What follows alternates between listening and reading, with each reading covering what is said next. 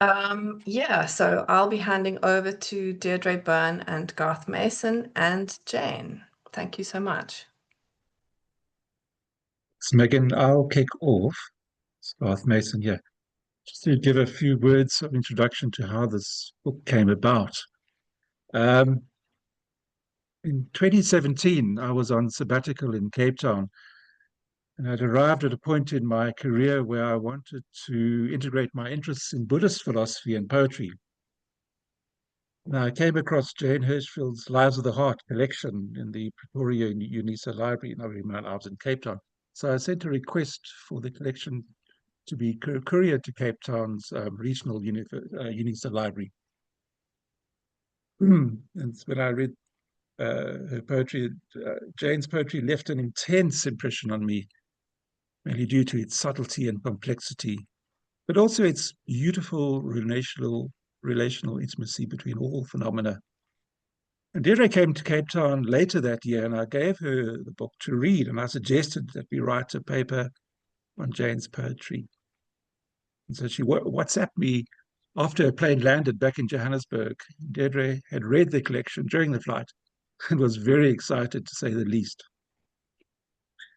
In 2020, we published Two Gates into Jane Hirshfield's poetry in the Journal of Contemporary Buddhism. The article focuses on two poems in Lives of the Heart, Lake and Maple, and Letting What Enters Enter. And I must say that the title of the latter poem has become a mantra of my wife when I'm reluctant to embrace change. So it's become quite a repeated phrase in our household. After the article was published, we wanted to engage in a broader study of Jane's poetry, and Routledge were interested in including the book as part of their research in American Literature and Culture series.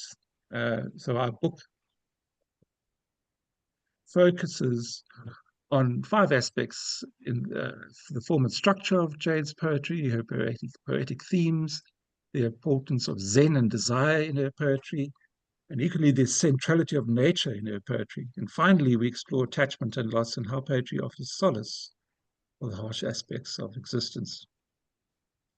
Coming from religious studies and a Buddhist scholar, I was, obviously very interested in the Zen aspect. So Jane explores many Zen ideas in her poetry, most notably the interdependence of all aspects of reality. It is impossible to consider one aspect of experience without the awareness of how it interacts with a multitude of other factors.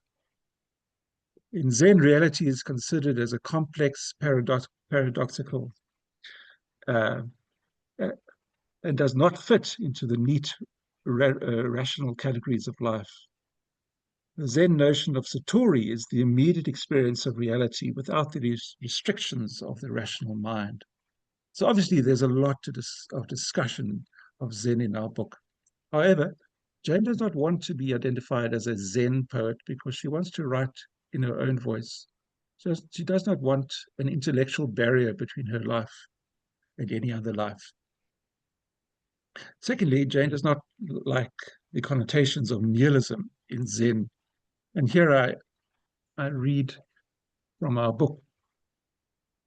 Hirshfield mentions that she does not want to be seen as a Zen poet because of the connotations of nihilism that cling to popular misunderstandings of Zen.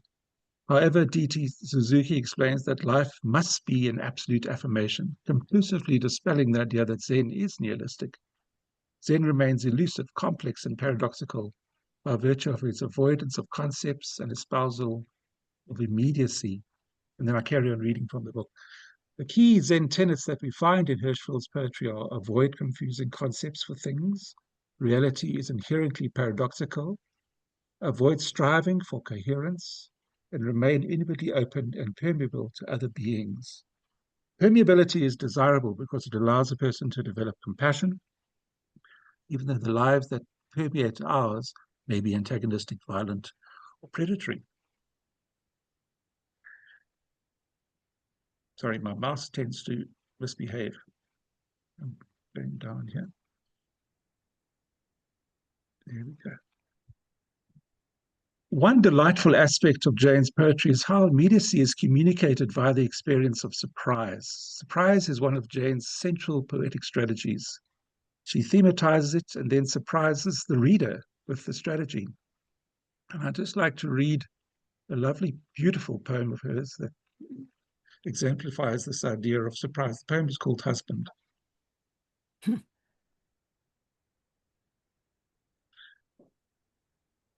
Sorry, my mouth is again misbehaving.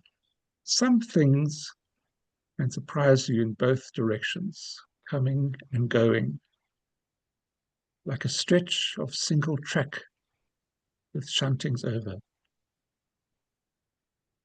The autocorrect I don't know how to stop suggested just now overwhelming, with shuntings overwhelming. I almost I took that. Almost I took you as husband, love. Then you left me.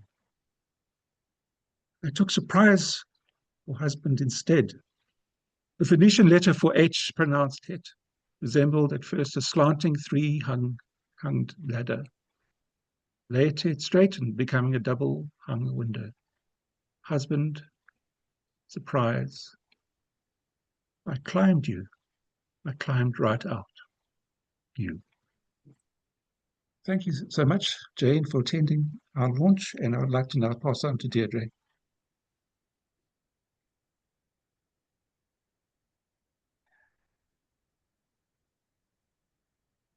So thank you. I'm not sure, is Deirdre going to say anything, Yes. or is it over to me now? Oh, it's Deirdre who's going to come in. I think she's okay on mute. Yes. Deirdre?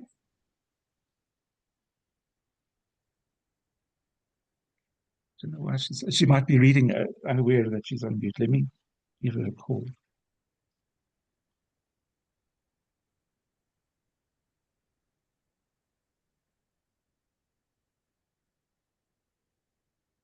Deirdre, I've asked you to unmute. Famous unmute. Okay. There she is. Okay. So I believe I'm now unmuted. I hope so. Can everybody hear me? Yes. Wonderful. Okay. So let me just talk. So at events of this kind, it's usual to thank the people whose input have made a little spark of thought come to life, start to grow green shoots, and sprout into a full-grown book. First of all, I would like to thank the incomparable Jane Hirshfield for writing beautiful poems that have spoken to our hearts and catalyzed our creativity. We are extremely honored that you are online tonight to share our celebration of your poems.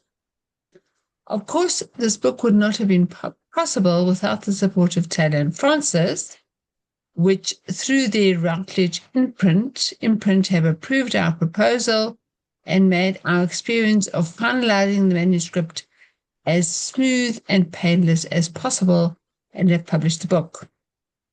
Finally, I want to mention a special guest who is online tonight, the talented watercolorist Elaine Rose Thorne, who painted the extraordinary portrait of Jane that appears as the frontispiece of our book. For those of you who haven't yet bought the book, the frontispiece is reproduced in color in the ebook. Elaine, would you be kind enough to share your experience of painting the portrait? Well, good evening, one and all, and thank you so much, Jane, for joining us this evening. It's an absolute delight to actually see you face to face after I have had the sheer delight of being able to do your portrait. Let me just go back, and how I discovered you was through our dear friend Deirdre. So Deirdre actually called me up about a year ago, and she said to me, I've come across this astounding woman called Jane Hirshfield, and I would so much like you to think about doing a portrait of her. Would you consider? But before you say yes or no, I'm going to send you one of her beautiful poems. Now, I'm not an academic and I'm not a poet, So I thought, okay, this is going to be quite interesting. I'm going to do my best and read this. But Jane, it was beautiful. The poem really, really did resonate in my heart. And then that followed through with a beautiful photograph of you. So I phoned her back. I said, okay, Deirdre, I'm going to do this. I'm going to do my very best.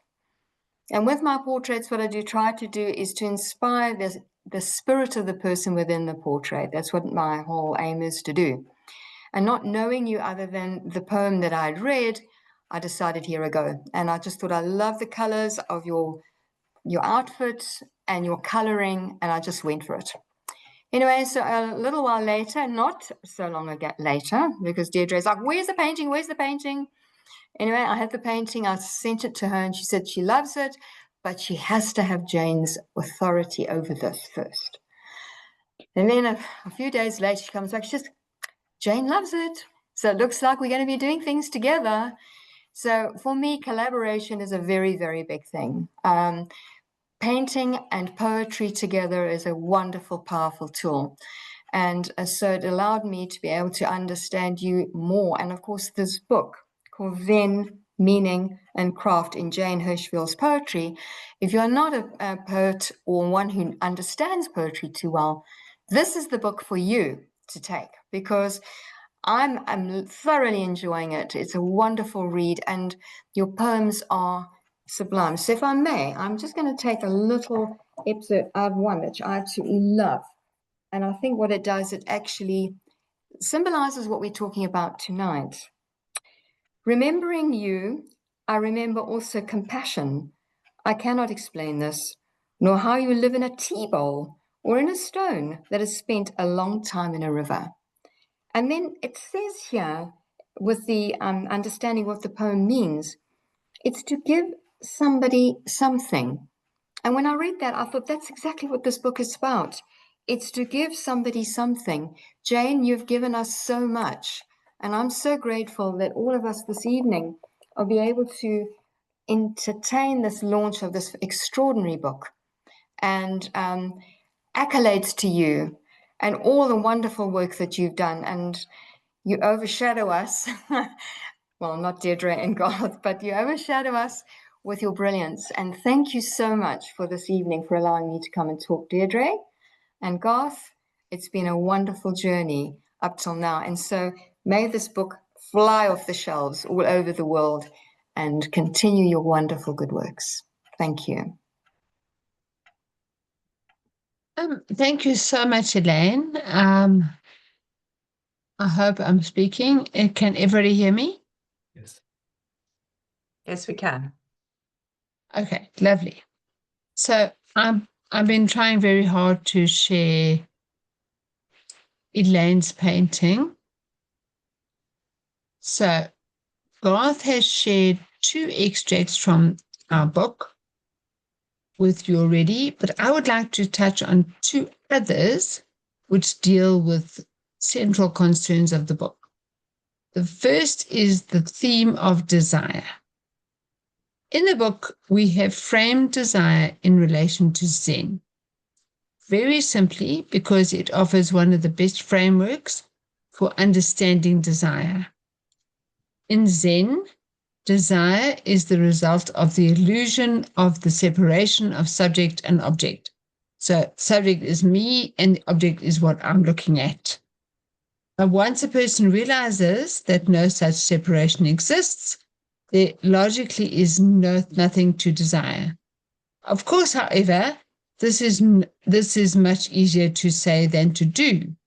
Desire continues to plague human beings throughout life. Jane's poetry discusses desire on several levels in many, many poems, and my personal favorite is her biography of desire and how it shifts throughout a person's life in the poem Lullaby, which concludes her collection of Gravity and Angels. And now I'm reading from the book.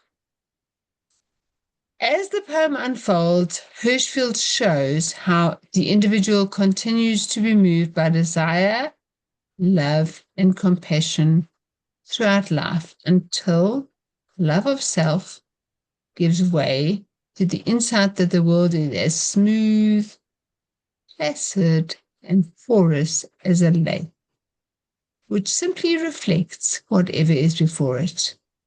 In this sense, what she calls the loneliness of self is also the catalyst for people to love and desire, and is a necessary stage on the path to realizing the emptiness of all phenomena. Finally, when the person has learned patience and acceptance, desire yields to tranquility. And here are the final lines of Lullaby. We tire, too, of holding separate, and love of self that was once so clear grows suddenly simple, widens, as a mother's hand smoothing a sheet, as water that broadens and flattens, taking the shape of the darkened, still reflecting world. These final lines suggest, as the ego begins to dissolve, the individual loses interest in separation and distinctness. Awareness of separation, what Hirshfield calls the loneliness of self, is the root of desire. What we truly desire is the experience of connection with Buddha nature. And so finally, because Jane, Garth, and I are all deeply concerned about the climate and environmental crisis, I want to explore her poems about more than human nature. Many of these are found in her collection, published in 2020, entitled Ledger.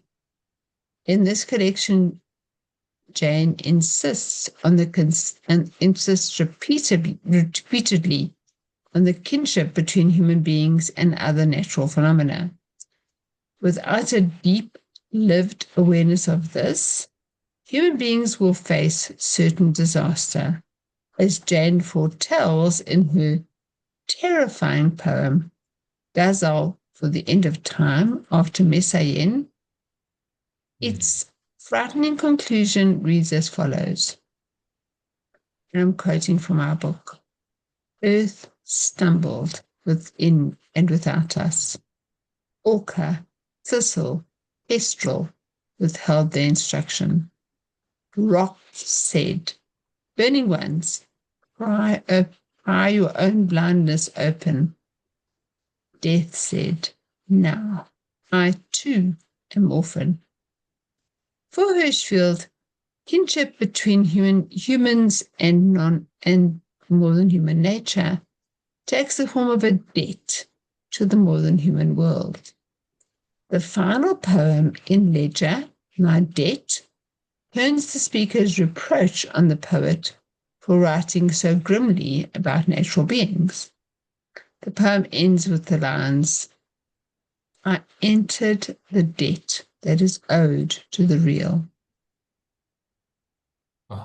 Forgive, spine-covered leaf, soft-bodied spider, octopus, lifting one curious tentacle back toward the hand of the diver, that in such black ink I set down your flammable colors. In this poem, 2 pages after the apocalyptic Ghazal for the End of Time, Hirshfield's speaker remembers that the more than human world has gloriously beautiful flammable colors, a phrase that gently harkens back to the dire title, Burning Ones, bestowed on humanity in the earlier poem.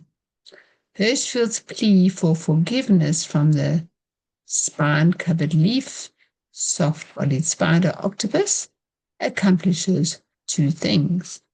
It recognizes that paradoxically, the too rigid focus on blaming humanity for the Anthropocene can perpetuate an anthropocentric perspective and fail to do justice to natural beings.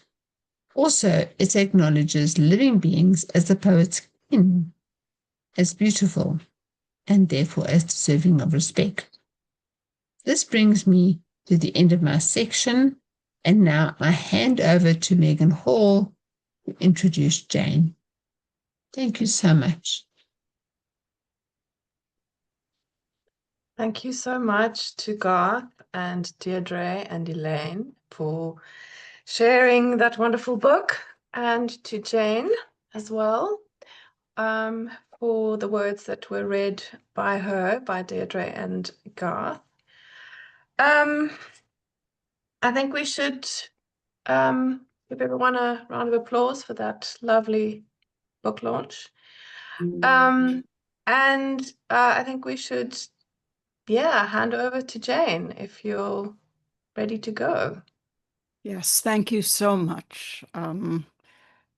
Deirdre and Garth's examination of my work and presentation of it in their book, it's an enormous honor. One doesn't always see, and one almost never sees in such depth other people's readings and understandings of my work, and their depth of knowledge of Buddhism combined with their inclusivity of themes which are not always associated with Buddhism. I enormously appreciated things like the section on desire, which are so deftly done. I don't want to, we've heard a lot, and I don't want to talk too much more, and so I will just give you some poems. And I'm going to give you poems. It was very hard. I had to assume that almost everyone, attending this would not have heard me before. And it's very hard when you've got 50 years of poetry to figure out how on earth do you give people some sense of who you are and what you've done. And I decided that was impossible. The other recent, not as new as Garth and Deirdre's book, but in 2023 in America and then 2024 from Bloodaxe in UK, brought out a new and selected poems. And that's 50 years of poetry. And one of the things you realize is it's just impossible. You begin to write too much to possibly be comprehensive. So I thought I would begin by reading you the earliest poem I have written that I still feel a fairly, strong relationship with and read frequently at readings. And then I'm going to follow that, taking a risk with the most recent poem I've written, which is, not published in any book. So this first poem, For What Binds Us, it is a poem that was written at the abrupt ending of my first great love. So it is a love poem, it is an end of love poem. But one thing one discovers over decades is that poems take on different meanings and different readings in other people's lives and over time. And so 6 months after this poem showed up in a magazine, written from a state of devastation, someone came up to me and said, "Oh, I loved your poem For What Binds Us. I had it read at my wedding," which startled me.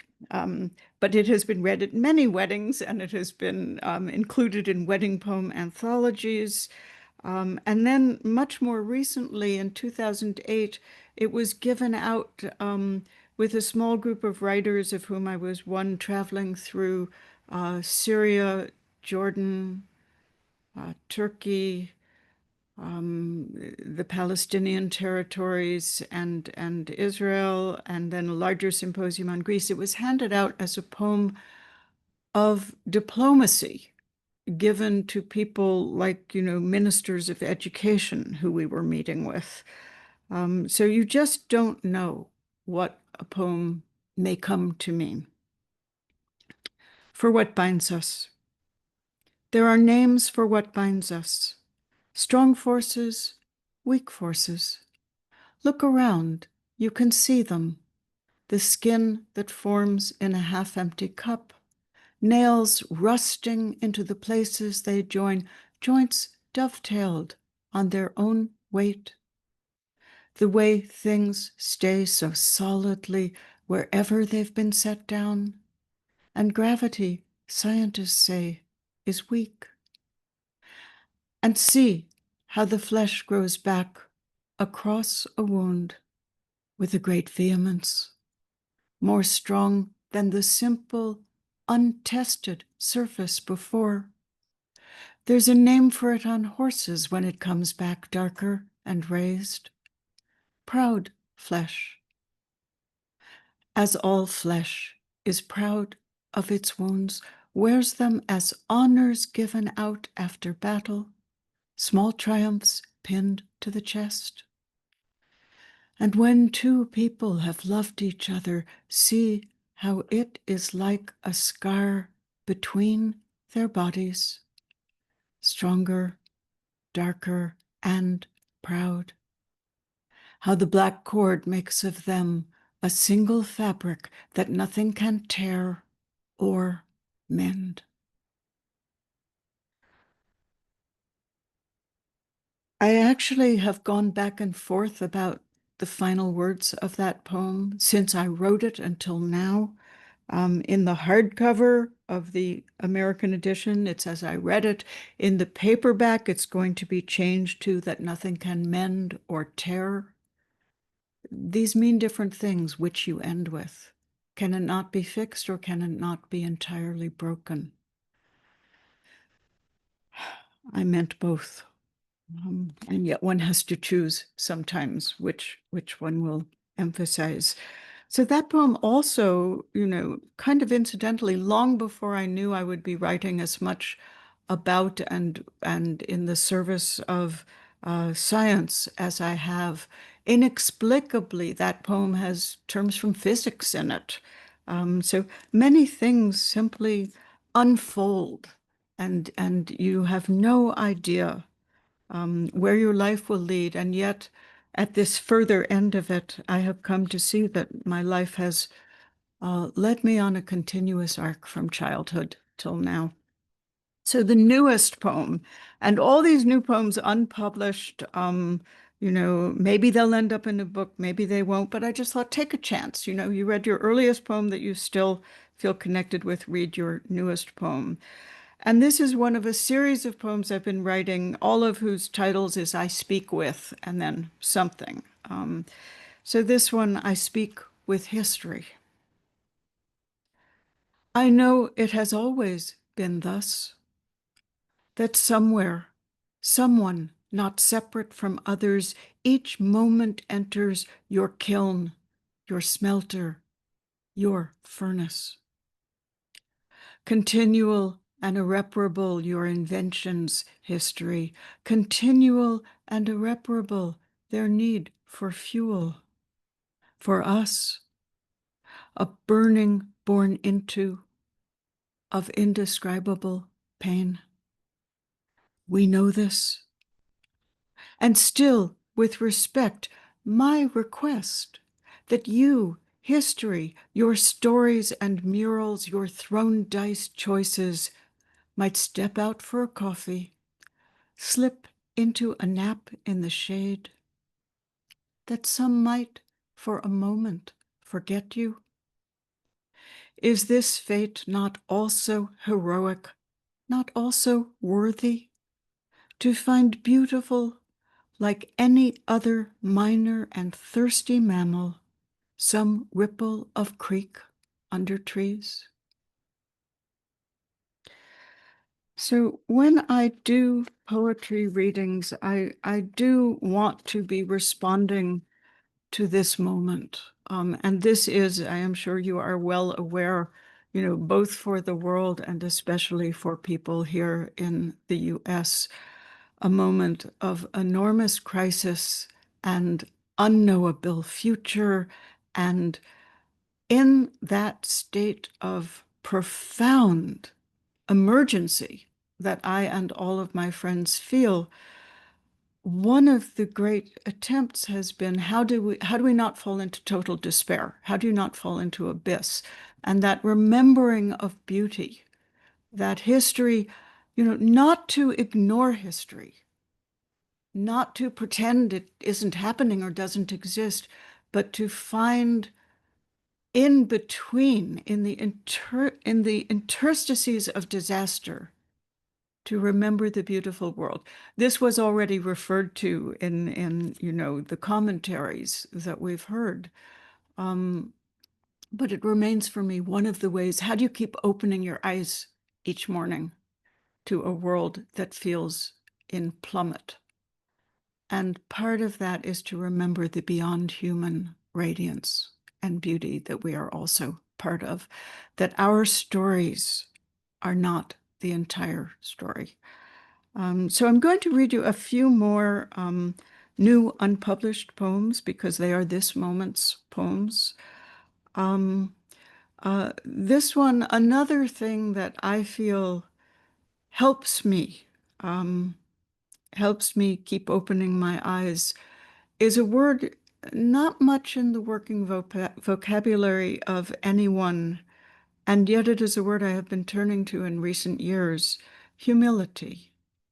That, part of the diminishment of ego is to remember a bit of humility. So this is a poem with that word in it, and a poem considering the larger world through the, I don't know, the portal perhaps of the daily. It has a couple of names in it. One is Oship, that's Mandelstam, whose phrase, "my dust," not only I have borrowed for this poem, but a Chinese contemporary poet, Wang Jiaxin, referred to Mandelstam's dust in one of his poems. So the second name is Jiaxin. My dust. I too have borrowed my dust, and soon now must return it, I think. But to who? To what? To Oship or Jiaxin? A ginkgo? A lakefish? A cranefly? Humility matters, my dust says. Don't try to recall who you were. A time, a language beyond your own skin. I borrow my dust to make coffee. It is almost weightless. I sit at the table. I drink. Table bought at a flea market. Table without ambition or lies, standing on 4 oak legs belonging to no one. The table, too, is dusty, muting its gleam. The world's whirlwinds are distant, almost unheard. The unopened nearby newspaper, almost unseen. Whose luck do I wear this morning? Whose hopes? Whose coffee? Whose table do I sit at, made by whose hands? No one deserves their fate.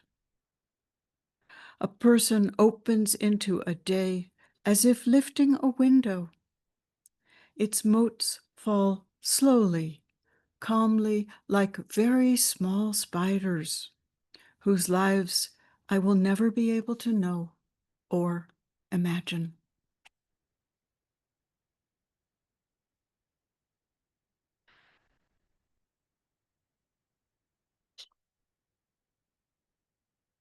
So, thinking about the crisis of the biosphere was primarily what was behind this poem, but also the larger question of, what will it take for human beings to make, as a whole, as a group, different choices? And so I imagined what in philosophy is called a counterfactual.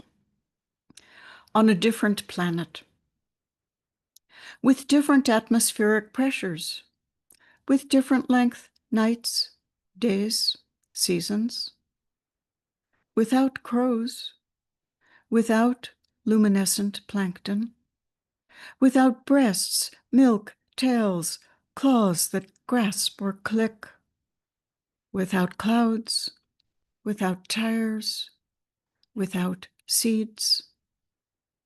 Cellos, bees, unimagined, on that world, where it bequeathed us its syntax, its sense, changed within also, unfamiliar, afresh to ourselves, might we there have found ourselves standing on one leg, perhaps three, differently balanced, differently made, content even with ordinary happiness, wanting only to be astonished by its pink grasses.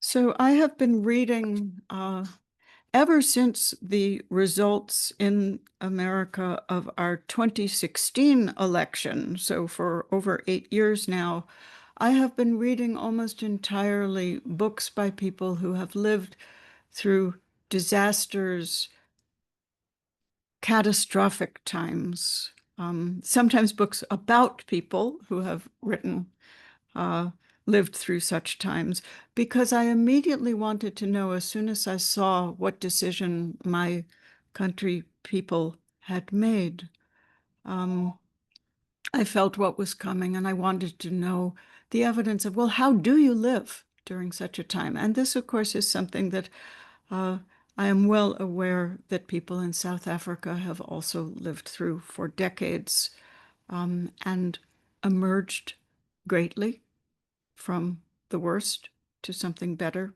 But anyhow, in this poem, I'm naming a lot of poets who have lived through such times. So the Russian poet Akhmatova, the Japanese haiku, father of haiku as it became a serious work, Basho. People don't think of Basho in this way, but he lived in a Japan filled with wars, with unburied warriors' skeletons in the fields that he went by on his journeys. His own houses 3 times were lost to fires. So Basho is in there. Brecht is in there. The Greek poet Ritsos is in there. The Turkish poet Hikmet, who spent 10 years in jail, and from his prison window looked out at, one distant tree and found the beauty of the world. So, an apricot with Hikmet. I spoon from a jar a tablespoon of Akhmatova's wild honey. I measure into a cookpot 1/2 cup of Basho's last year rice. I eat also a fish caught by Brecht on a riverbank morning before he was Brecht, only a boy, only fishing. It's wild oregano seasoning borrowed from Ritsos. Last summer, I shared an apricot with Hikmet, each small half a planet. Also a salad of bitter arugula, lemons, and figs. In it, what others have eaten and lived through. In it, what others have not. Their luck once, mine once, now yours. To be hungry, to eat what is bitter, to find oneself whistling or weeping, possessor of worlds. Of 2 fragrant lemons, 1 still uneaten fig, an unimaginable future for which to feel hopeful or frightened. So I don't want to, use up all of the time. I'll read a couple more unpublished poems, a few of the many of the published ones that were on my list, and then we can go to the question and answer. My poems, I have long been, I don't know if the fact that this group is called the Red Wheelbarrow means that you have a special fondness for very short poems. I have a special fondness for very small poems, and I've written many of them and continue to write them, and yet somehow a lot of my poems have become uncommonly longer than would be my usual. So I'll read you two shorter new ones. This one, I hope you will hear not only the one meaning, which is obvious, but the other meaning that is under it. Cows lying down. A Holstein cow lying down. It would seem impossible for such an awkward shape to return to standing. Yet, lifting part by part the unlabeled and milky charts of their being, they do. With two thumbtacks, one black, one white, I entrust this vision of unsupine cows to the future. And even shorter, I don't know, I've got variations of this image in a number of poems, and I have no idea which one will make it into a book. One isn't supposed to use the same image too many times. This is the short version. One era turns into another. One era turns into another. Two millstones grinding. I, you, sleeping and waking between them.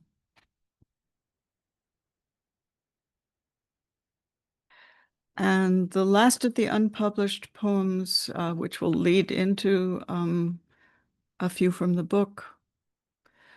So I went last summer. I was given a major prize in China for a world poet, and as I was thinking of the trip, which included meetings with many people in different places, it was extended past the prize award in Beijing.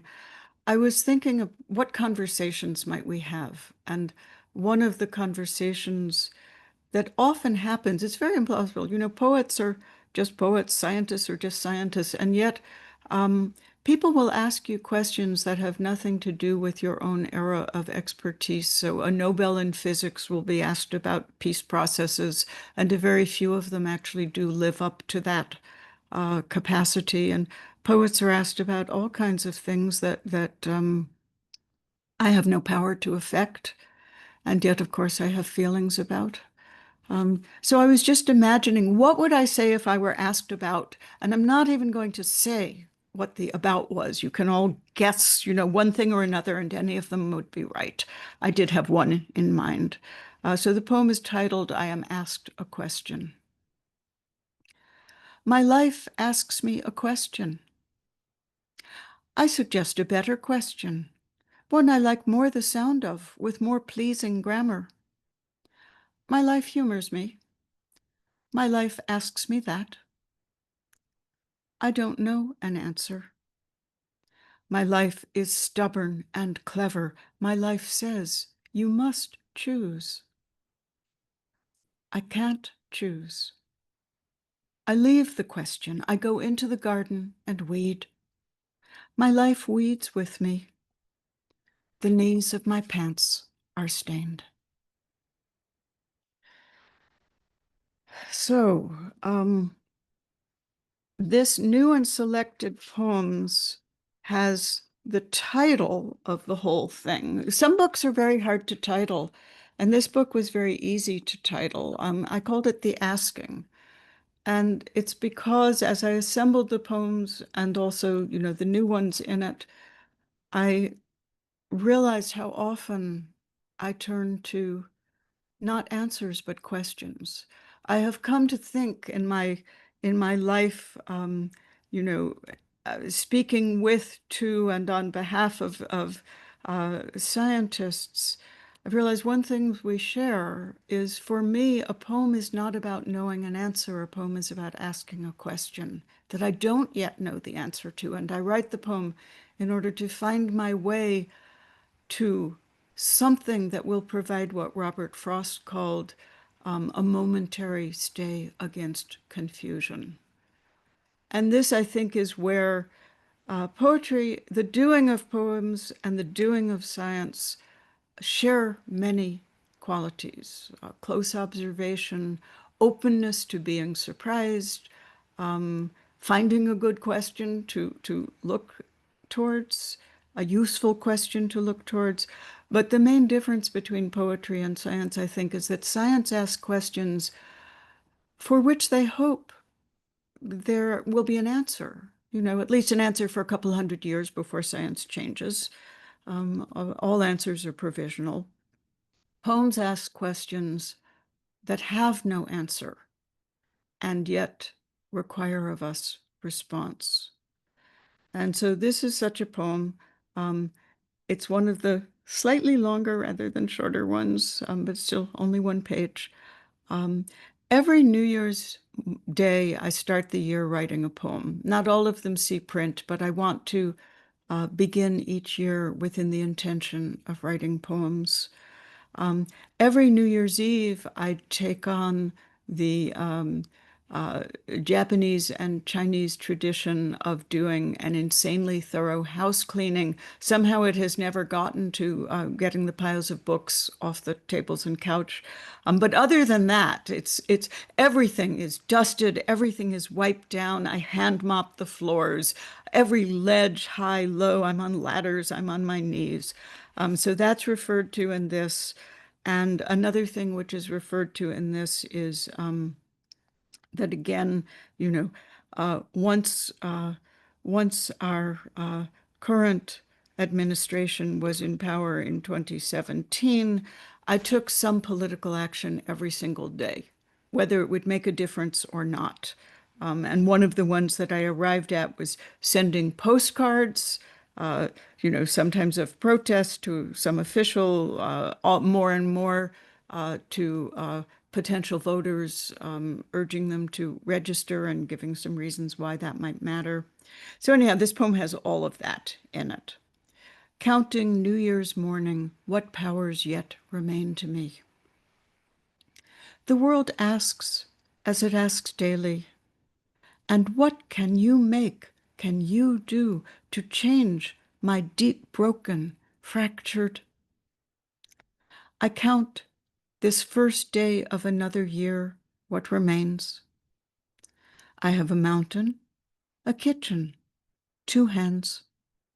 Can admire with 2 eyes the mountain, actual, recalcitrant, shuffling its pebbles, sheltering foxes and beetles. Can make black-eyed peas and collards. Can make from last year's late ripening persimmons a pudding. Can climb a stepladder, change the bulb in a track light. For years, I woke each day first to the mountain, then to the question. The feet of the new sufferings followed the feet of the old, and still they surprised. I brought salt, brought oil to the question, brought sweet tea, brought postcards and stamps. For years, each day, something. Stone did not become apple. War did not become peace. Yet joy still stays joy. Sequins stay sequins. Words still bespangle, bewilder. Today I woke without answer. The day answers, unpockets a thought as though from a friend. Don't despair of this falling world, not yet. Didn't it give you the asking?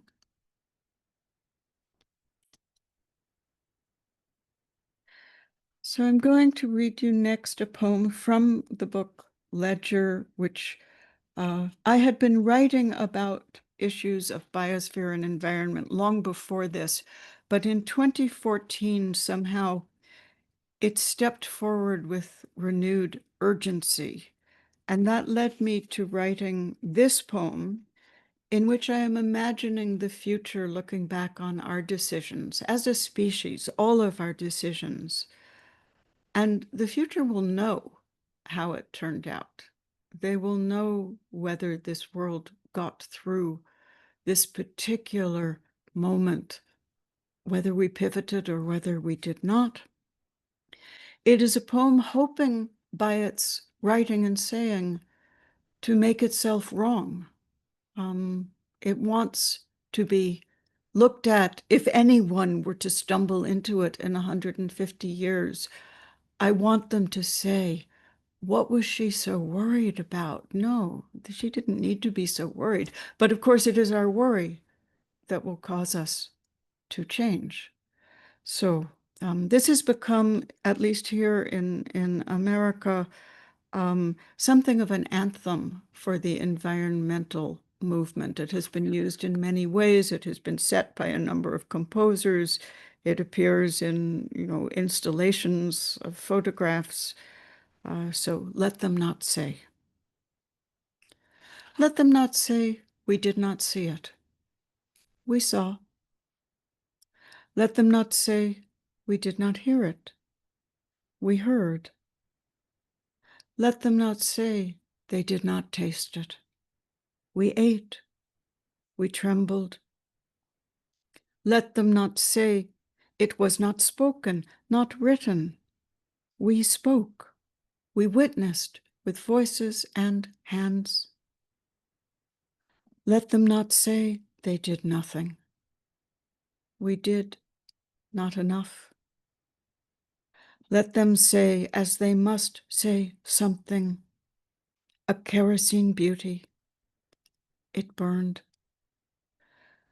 Let them say we warmed ourselves by it, read by its light, praised, and it burned. And I'm sure you can hear how this poem contains also what Deirdre was talking about in describing the Chazal for the end of time. This terrifying alarm. But writing the poem, I felt like I had to live up to it. And so all of the poems in Ledger that speak to this potential catastrophe that one hopes is still only potential and not inevitable, they came from having written this, from let them not say we did not enough. Having had that thought, I began to do more. So I will give you, I'll give you a little set of very short poems just so that you can hear some of those. So the very short poems I call pebbles. The pebbles are not haiku. I know how haiku work. I know how haiku sound. None of my short poems are haiku unless they say they are a haiku. They are more a hybrid between my great lifelong love of very short Japanese poems by both haiku and tanka, the 5-line earlier Japanese form, and the long Western tradition of the very short poem, aphorisms, epitaphs going back to, the Greek anthology. Very short poems are shared by both traditions. I sat in the sun. I moved my chair into sun. I sat in the sun, the way hunger is moved when called fasting. The woman, the tiger. The woman, the tiger, the door, the man, the choice. Riddles are soulless. In them, it is never raining.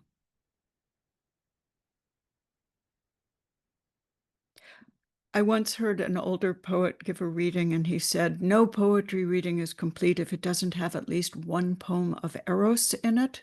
So here is your one poem of Eros. I know you think I've forgotten, but today, in rain, without coat, without hat.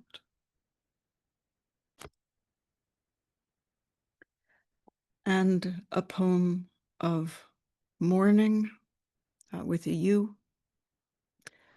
2 linen handkerchiefs. How can you have been dead 12 years and these still?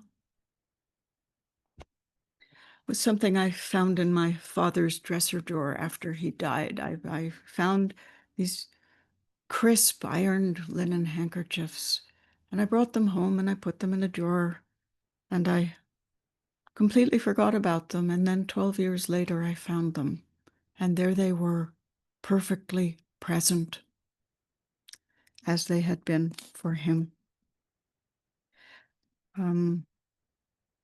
I will read you, there's a lot of different elements in my work. And because so many of us love the four-legged creatures, I wanted to, there's lots of horse poems I'm not reading you, but this one's a cat poem. There's dog poems I'm not reading you. Once my border collie, the dog love of my life, died and my garden was empty, cats, all the neighbors' cats love my garden. It's just a cat mecca. And so this is the story of one. A small-sized mystery. Leave a door open long enough, a cat will enter. Leave food, it will stay. Soon on cold nights, you'll be saying, "Excuse me," if you want to get out of your chair. But one thing you'll never hear from a cat is, "Excuse me."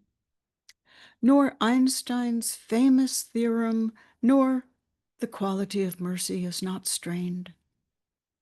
In the dictionary of cat, mercy is missing.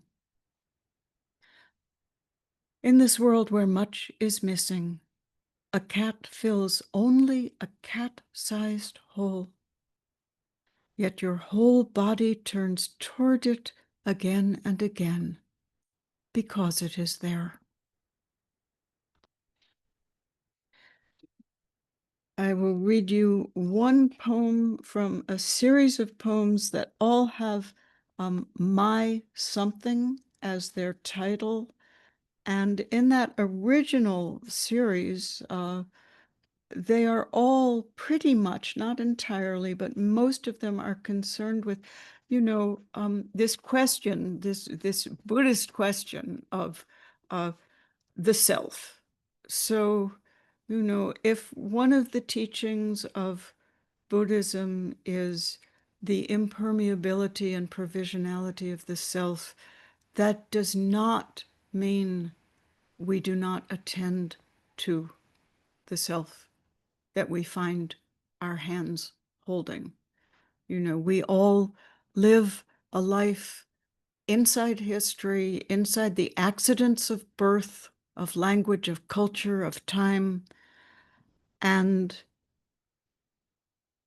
it is our responsibility to care for that and inhabit it fully, while also not feeling ourselves fixed by it, not understanding the world only through the lens of ego. So all of these poems, my this, my that, are looking at where does self begin or end. In this one, I am looking at my skeleton. My skeleton, who once ached with your own growing larger, are now each year imperceptibly smaller, lighter, absorbed by your own concentration. When I danced, you danced. When you broke, I. And so it was, lying down, walking, climbing the tiring stairs. Your jaws, my bread. Someday you, what is left of you, will be flensed of this marriage. Angular wrist bones, arthritis, cracked harp of rib cage, blunt of heel, opened bowl of the skull, twin platters of pelvis. Each of you will leave me behind, at last serene. What did I know of your days, your nights. I who held you all my life inside my hands and thought they were empty. You who held me all your life in your hands, as a new mother holds her own unblanketed child, not thinking at all. And that is, I think, one version, perhaps, of a right relationship to existence. We are held by it. We hold it for this brief, transitory passage in our perishable human lives. We hold something in our hands. And one of the great solaces is just to remember, for me right now, whatever pain I feel it because I have this astonishing chance to be alive and to know the world through this human life, mind, body, heart, and everything it's connected to. So that is the end of the reading. We can go now to any questions people might have. Megan will drive. Oh, thank you so much, Jane. That was so lovely. I'm sure it was a challenge to try and give us a sense of your work when you've had many books to draw from, but it was lovely. And yeah, there were some wonderful, wonderful lines. The mountain shuffling its pebbles. I thought that was very beautiful. So, yeah, we can have questions. Thank you for being willing to do that. People can put up their hands, and I'll do my best to keep track of who says what and who's going when. So let's not be shy.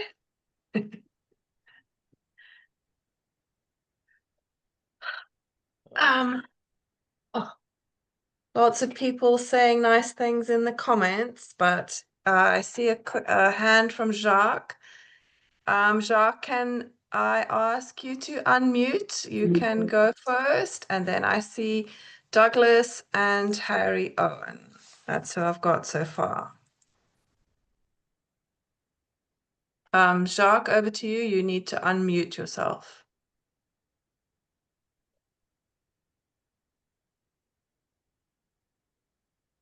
There we go. You're unmuted, Jacques. Over to you. Okay, am I still unmuted? Yes. Yes. Okay, all right, fine. I'm just now speechless for a second.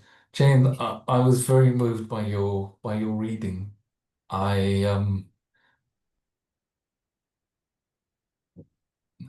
I was wondering whether you wanted to say something about medicine that works for you to keep you as open to astonishment as you are, because I notice in myself and in the people that I know that as we get older and we get better at seeing what's wrong with the world, uh, it's very easy for us to become convinced that we are right and to become shrill. And I wonder, I see in your poems a strong sense of you know of sorrow at what you see in the world that is unjust, and yet there's this openness to astonishment. So to being uncertain. Yes. Any prescriptions, anything that comes up for you? Well, I want to thank you. That is a wonderful question, and a question I think all of us, it's not it's not a permanent answer. It's an answer found every day. there is a whole theme in my work which I might have addressed and was on my list and I didn't, which is this theme of certainty and uncertainty. And so there is a poem titled Against Certainty, exactly as you described, because it became so clear to me that people who are sure they are right do enormous damage in this world in the service of their certitude that they know what is best. So just, observing human beings and the ones who are sure they are right, they frighten me. They do. But you asked for a prescription. So anyhow, poem after poem after poem embraces uncertainty, embraces not knowing. The prescription part of this perhaps goes back to, the original reason that I'm here is because of the connection with a lifelong 50-year now and more practice of sitting zazen, meditation. Meditation is the dropping of ideas. It is the inhabitants of this moment with eyes and ears, heart and body, simply trying to pay attention without preconception, breath by breath, pulse by pulse, birdsong in the ear or gunshot in the ear. And there are many modes of entering meditation. There are 10,000 ways to be a person who immerses themselves in the condition of zazen.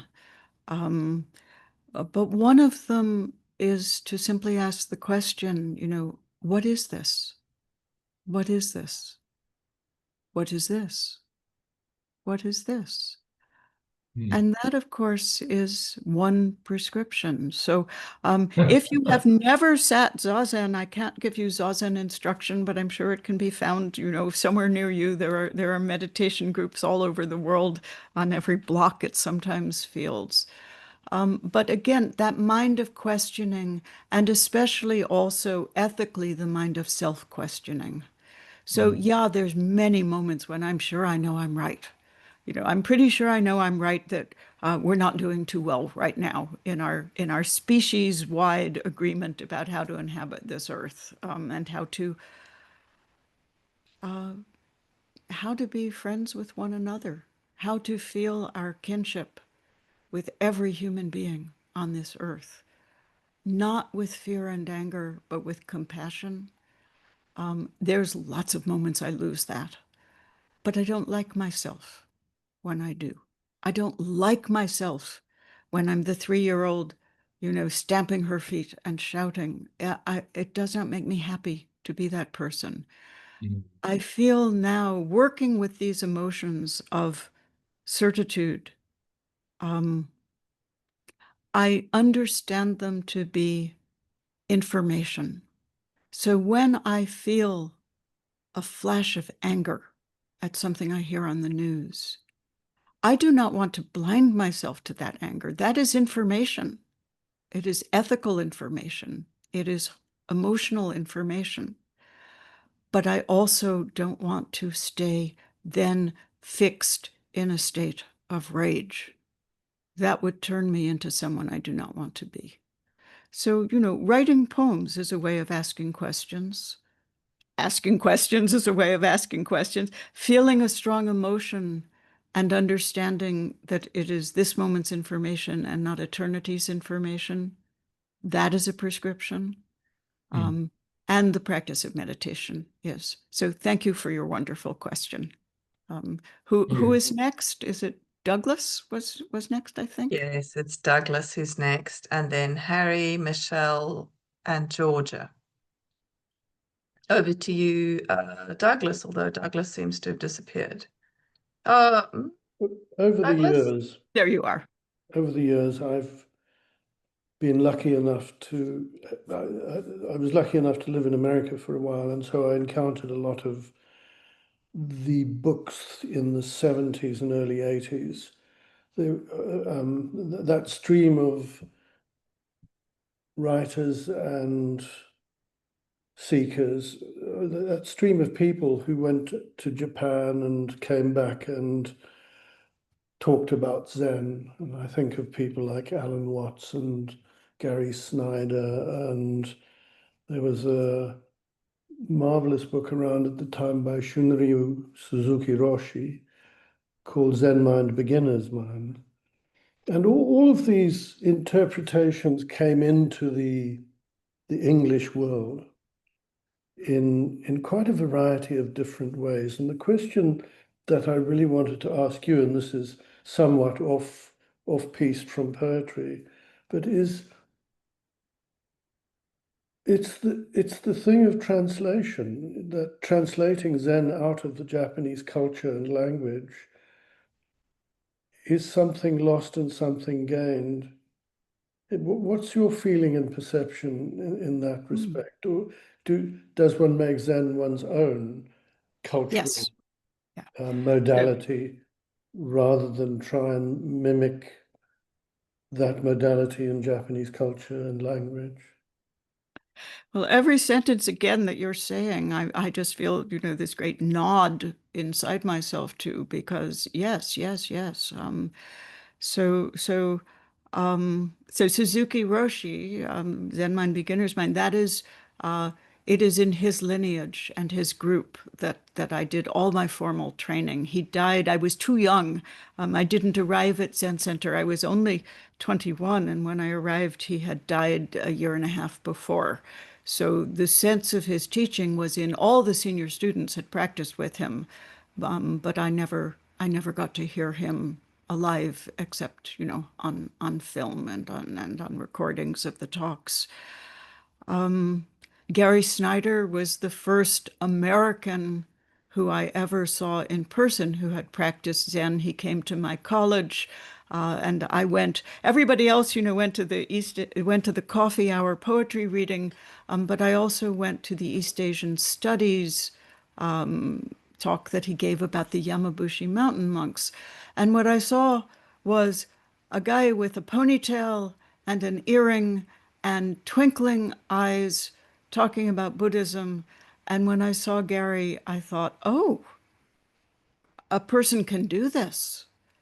And a person doesn't have to, he did not look like a Japanese monk with shaved head and in robes. He looked like a slightly older version of all of my friends. I was quite fixated on men with ponytails in those days, being a person of my generation and a certain tilt and leaning. But translation. So I could talk for an hour about translation, and I could bring it into poetry as well as into Zen. But don't forget, Japanese Zen began in China. So Dogen, the founder of the lineage that Suzuki Roshi was part of, and I am now part of, Dogen was a Japanese Buddhist priest who went to China and brought his school of Zen to Japan from China. So it is all translation. Buddhism began in India in one language and has spread in different languages, different dictions, different cultures all over the world. And it always changes. It has to change, because if it is about this moment's understanding, we have to understand it inside this moment's life, whatever that is. And so I think behind your question is also, well, does anything go back the whole way? Is there any actual, what is being transmitted through all this time and culture? And, the historical lineage answer is, especially in Zen, that is all it is the transmission of something that is beyond words and beyond language, from teacher to student, teacher to student, teacher to student for generations. I don't actually worry too much about this kind of thing. It is not, I am not a scholar. It is not my job to worry. My job is to try to find this changed relationship to the world that seemed to me from my earliest exposure to it, which was actually not through Alan Watts, not through Gary Snyder, but through reading Japanese and Chinese Buddhist poems when I was very young. The first book of poetry, the first book that I bought with my own allowance money at age 8 was a book of Japanese haiku. And I have no idea what I saw in it. An 8-year-old can't really understand what haiku is saying beyond there was something that I felt augmented the life of this young person growing up in a project on the Lower East Side of Manhattan, a totally urban world. And I read these poems and I knew there was something in them I wanted and needed. And maybe I've been following that ever since for my life. So whatever is lost in translation, and much is lost in translation, you know, the stories. So I translated the two great Japanese women poets of classical era Japan from 1,000 years ago and 1,200 years ago with a Japanese co-translator. And I knew how many choices I had to make because English is different from Japanese. So I learned a great deal about translation and the inevitable liberties that must be taken for something to come across from that. More recently, I have been being translated, and I get, because I'm alive, I get questions from my translators. And, you know, one recent poem, it's an environmental poem, and it has in it the phrase "for better, for worse." Now, I don't know about South Africa, but I do know now that, you know, in the Czech Republic, "for better, for worse" is not a phrase that appears in marriage vows. In America, everybody recognizes that. You know, I take thee for better, for worse, in illness and health. But in Czech, no, he didn't know what the phrase meant and asked me. And when I told him, all I could say was, you know, good luck translating this. I don't know what you're going to do, but now you know what I intended. And I never ask my translators what they've done. I have to, at some point you let go. You just trust that they do something. And often it's finding some different equivalent. And that's okay with me. But I don't always want to know. So, you know, Zen is about not knowing and letting this moment speak without interruption, without deflection. This is the Zen I have wanted to practice and tried to practice. And whether Dogen, well, I know Dogen would come after me with a stick and beat me up because there's many ways my Zen practice does not fit what he taught. Suzuki Roshi might or might not come after me with a big stick if he could. In current day Zen Center in my group, they stopped the stick. The violence as a teaching tool is not acceptable anymore. But I understand when I was there, they still used it. If you were sleepy, someone would lay a stick on your shoulder and you would bow forward and you'd get whack, whack, and it woke you up. And some people who slept a lot would ask for the stick because they liked being woken up that way when they were sleepy in meditation. Because I had little shoulders and people had bad aim, I would hurt for 2 weeks afterwards because they'd hit bone. I learned to stay awake in Zazen because of the stick. So anyhow, enough on that. Whose is the next question? Thank you. It's Harry up, I think it's me. This will be very short, Jane, but first of all, can I just say thank you? This has just been a fabulous evening. I hope you can hear me. Am I unmuted? Yes, Yeah. we can. Just Jane, thank you so much for. I've been a fan of yours for a very, very long time. I even brought this little book with me here, 10 Oh, Windows, thank which you. yeah, it's just such a fabulous way to look at the world through poetry. You said something just now about, I paraphrase, it's not my job to be worried, or something of that sort. I love that. But one of the things I've taken from this evening, and I agree with it 100%, is that it is, as poets, it is our job to ask questions, and not necessarily, like the scientists, to find answers. Just ask questions that need to be asked. So I just loved that, and I wanted to say that first. But my question is very, very simple. When are you coming to South Africa? Well, when I'm invited by someone who can pay the enormous airfare, and you know, Yes. I go where poetry invites me, and poems. You know, I have been asked to go the most astonishing number of places. I've read to the Global Seed Bank in the Arctic on the island of Svalbard. I've read 1,000 feet under the earth in a coal mine in Silesia in Poland, that it's now been turned into a museum, and there's this enormous grand auditorium 1,000 feet under the earth. You know, I've read in a tiny village in China outside of Xi'an, and you know, it's just, I'm amazed where poetry has brought me. So if there is some festival in South Africa that you know wants to bring me, please suggest to them, and you know, when asked if I can, I come, and it would be a great honor to be with the community there. So I know this is just, you know, one name, and I don't know how it will even strike all of you, but I have to say, you know, for some reason, William Kentridge, the San Francisco Museum of Modern Art, and University of California, Berkeley, have been bringing William Kentridge to us multiple times for years.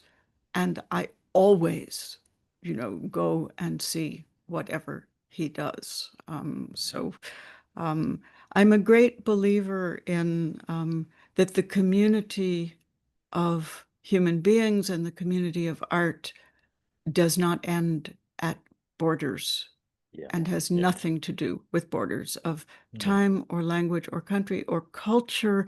Somehow we desperately need to keep talking with each other and knowing one another. So I hope I'm asked, and I hope I get to meet you in person when that Hey, happens. I'll be the first one in the line, I tell you. Well, Thank you very thank you, much, Jane. Harry. Thank you.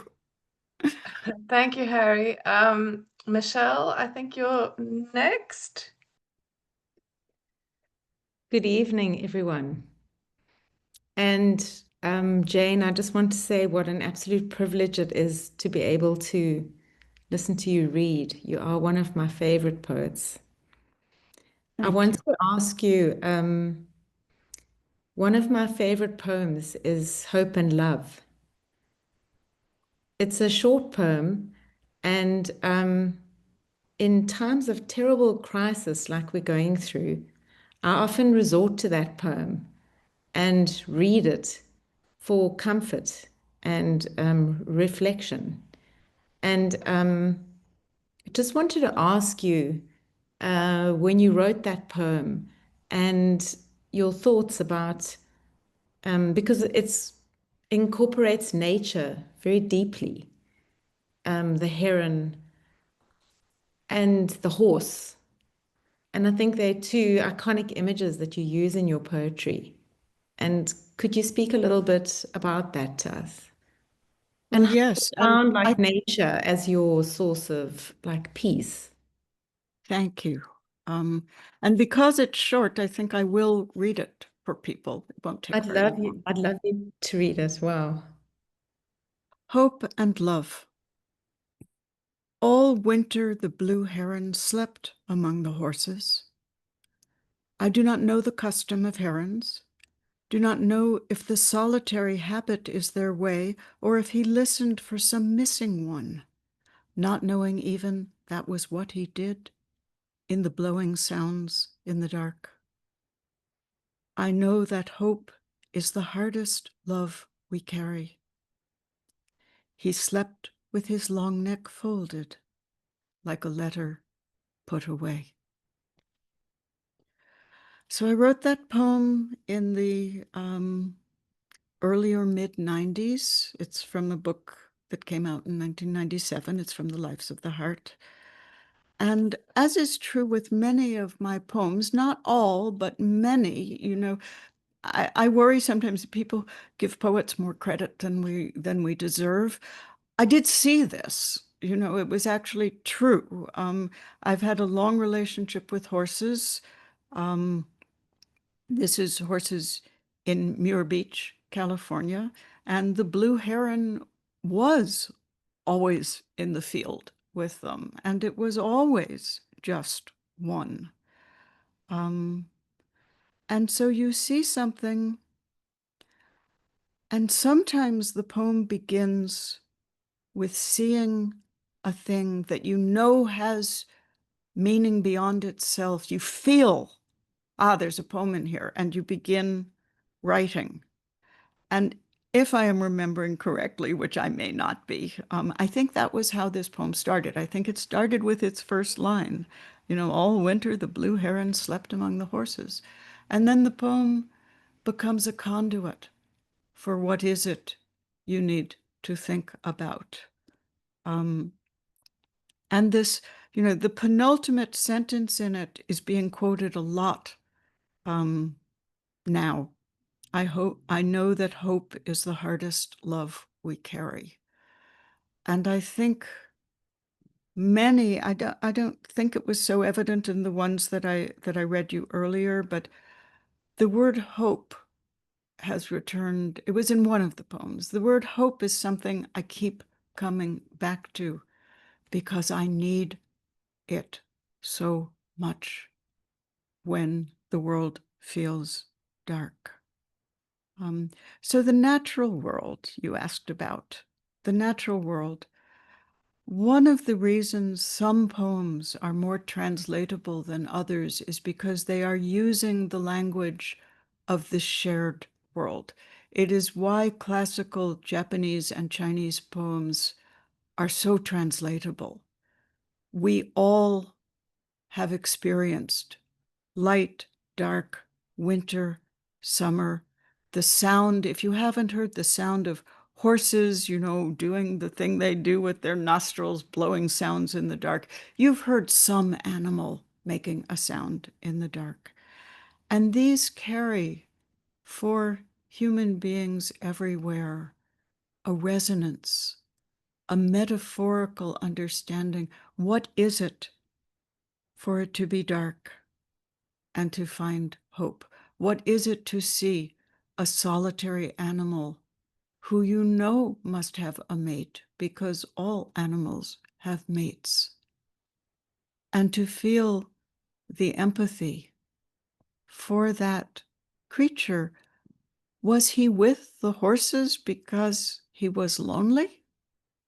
Was he with the horses because a herd of horses, there's always one standing awake, standing guard, so if anything dangerous comes, wake the rest of the herd, and they'll all respond, and they'll all run if they have to. You know, all of that is not on the surface of the poem, but it is shared knowledge we human beings have as long as we keep some connection to the natural world.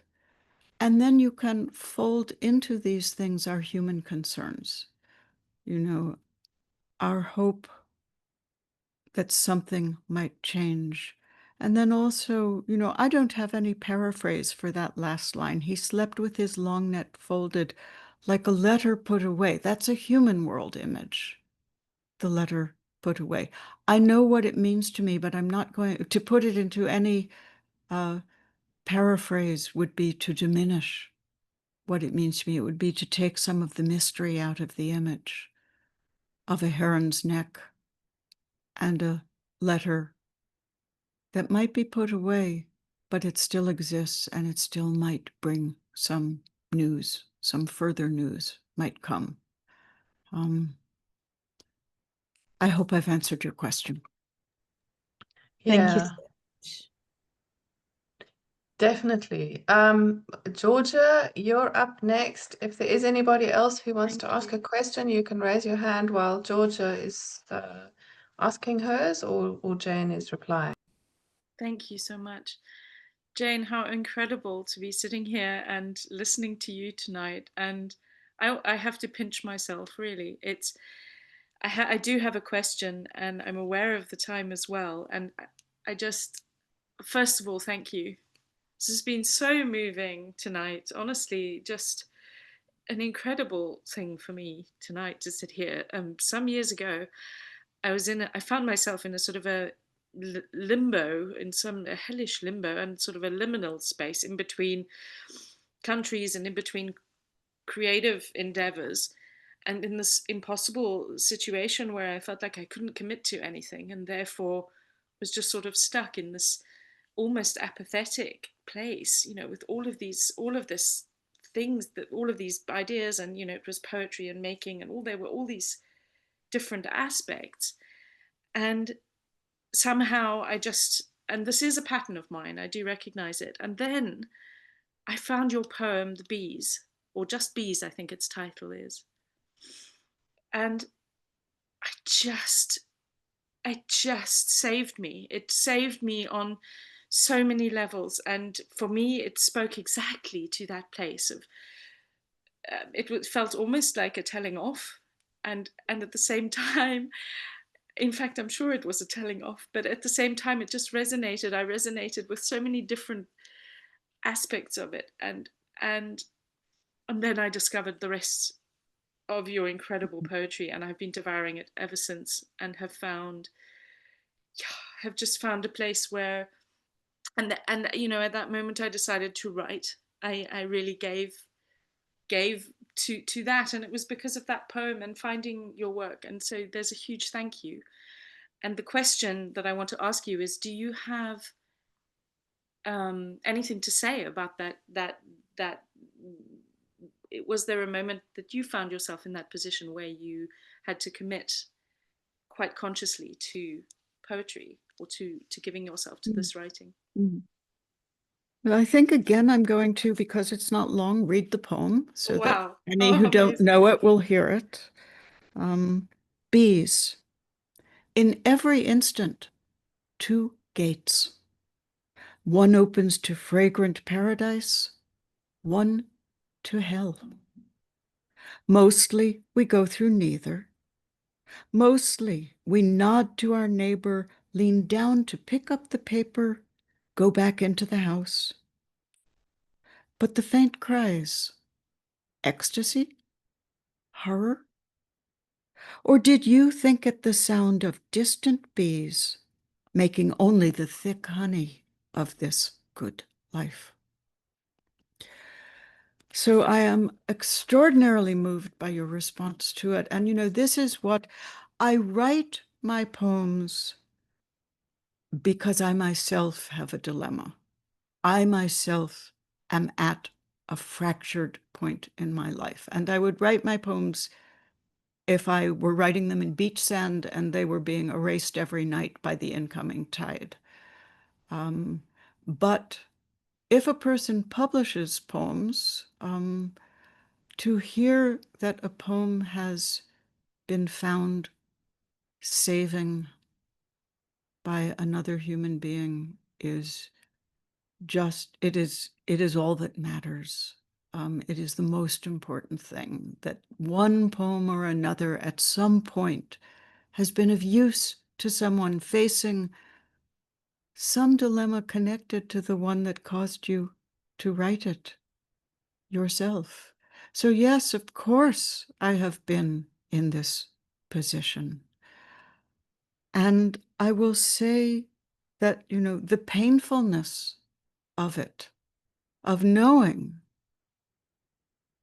I have to do this or I have to do that, everything will be different depending on which I choose.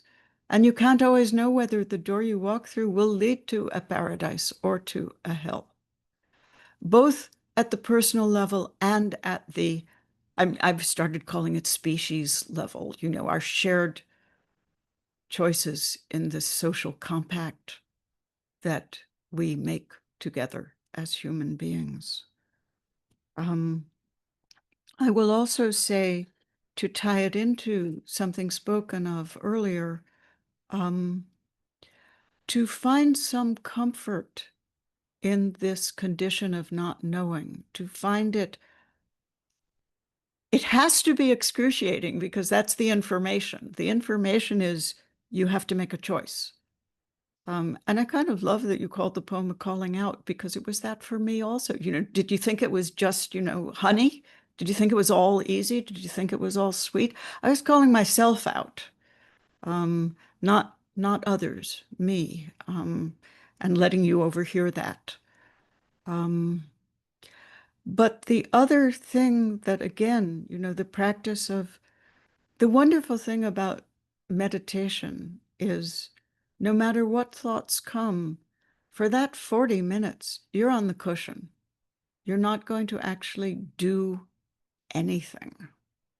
And so whatever you feel can be felt fully, and you don't have to worry that you're going to go pick up a knife and go running after someone. You don't have to worry that you're going to shout at someone. You don't have to worry that you're going to, whatever. Inside the experience of Zazen, many thoughts will, nobody should idealize Zazen, thoughts arise. Nobody sits down every single time to a perfect state of enlightened samadhi.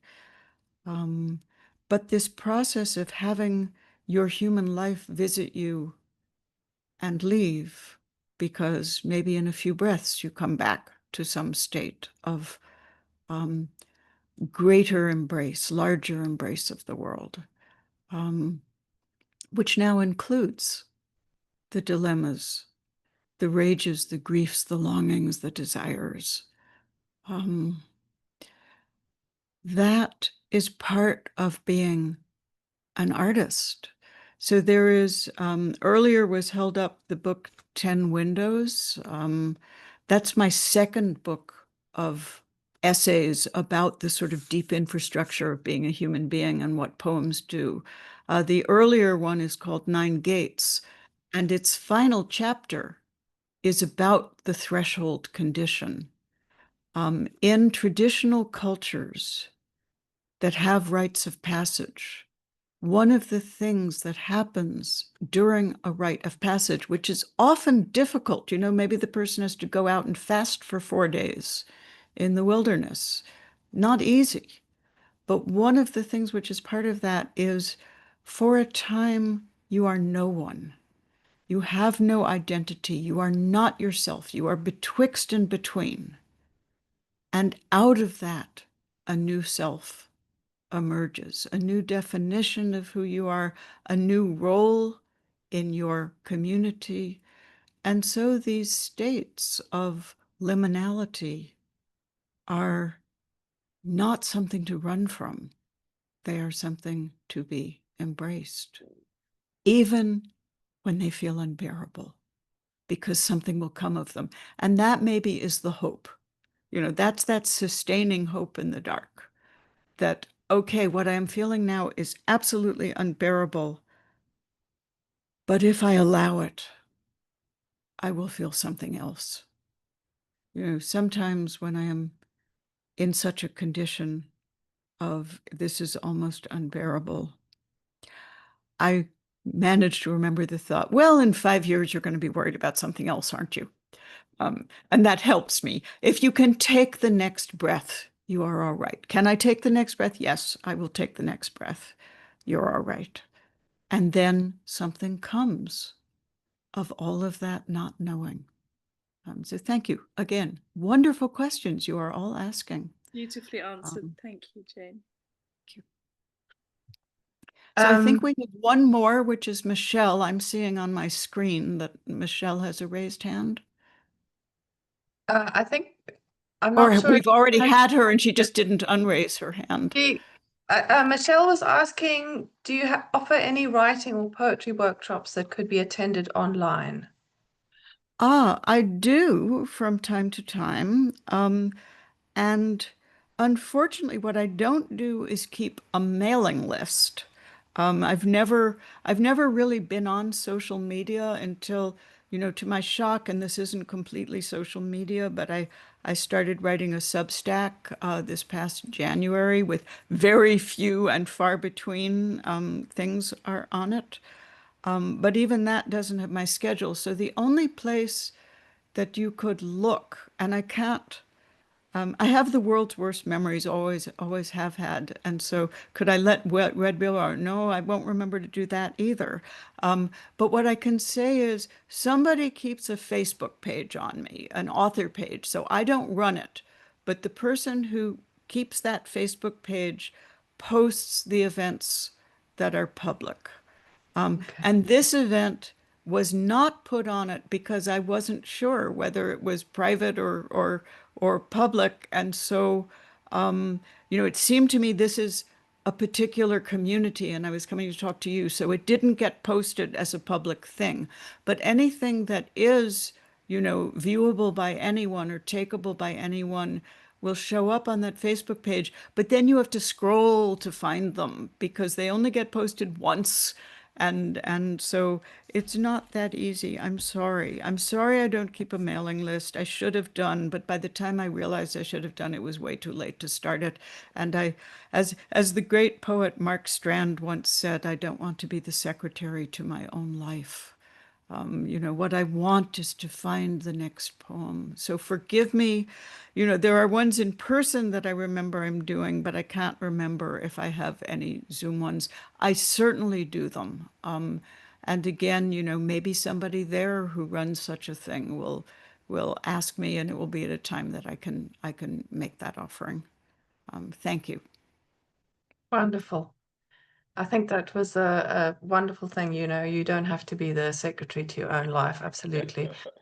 We'll show up and listen and enjoy it, I think, as much as we all have this evening, and appreciated it so much. It's been absolutely wonderful. Absolutely. Yeah, it's been great. Such beautiful. So it must be time for me to withdraw and allow the break and then the open reading to happen. I have so appreciated this chance. I have so appreciated, Garth and Deirdre and all my interchanges with the Red Wheelbarrow as we were setting this up. And now the questions where I get to know who some of you are and what you care about. It has been a wonderful experience for me. And thank you so much for inviting me. It's been Thank brilliant. you. Yes, very. I am going to stop recording now, and we will